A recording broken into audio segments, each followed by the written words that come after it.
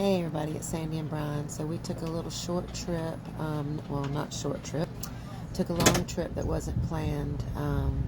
We were in North Dakota visiting our oldest daughter, and our youngest daughter lived in Pine Island, so they were hit real bad by the hurricane.